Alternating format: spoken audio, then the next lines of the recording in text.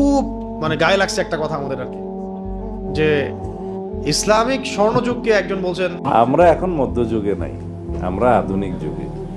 আইন সংস্কারটা একটা চলমান প্রক্রিয়া। সমাজের চাহিদা অনুসারে, সময়ের চাহিদা অনুসারে সকল আইনকে আপ টু ডেট করতে হয় এবং যুগোপযোগী করতে হয়।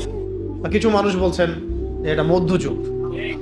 তা মধ্যযুগ বলতে ওনারা কি বোঝাচ্ছেন সেটা তাদের কাছ থেকে ব্যাখ্যা নেওয়া দরকার। যদি তারা মধ্যযুগ বলতে এটা বুঝান যে আইয়ামে জাহেলিয়াত মানে ইসলাম আসার আগের যুগটাকে যদি তারা বলেন মধ্যযুগ, ঠিক আছে, কোনো তর্ক নেই তাদের সাথে, তারা শতভাগ সঠিক। ইসলাম মানে নবী সাল্লাল্লাহু আলাইহি ওয়াসাল্লাম নবুয়ত পাওয়ার আগের সময়টা, আবু জেহেলদের যুগ, ওইটাকে যদি তারা বলেন এটা মধ্যযুগ, আমি একমত, আমরা একমত, অসুবিধার কিছু নাই।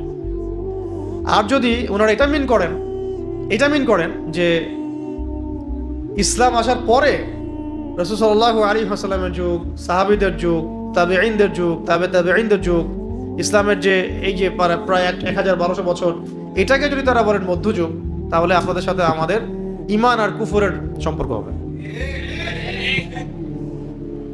কি মিন করছেন এটা তো তারা বলতে পারবেন, কিন্তু যেহেতু শরিয়া আইন বাস্তবায়নের বিপরীতে কথাগুলো আসছে, তাহলে আমরা ধরে নিচ্ছি ইসলামে শরিয়া আইন কি আপনারা মধ্যযুগের আইন বলছেন নাকি? যেহেতু শরিয়া আইন বাস্তবায়নের বিপরীতে কথাটা আসছে, এটা তো মধ্যযুগ না, শরিয়া আইন বাস্তবায়ন করতে হবে, তাহলে আমরা ধরে নিচ্ছি যে আপনার ইসলামিক লস বিধিবিধানটাকে বলছেন মধ্যযুগের বিধিবিধান।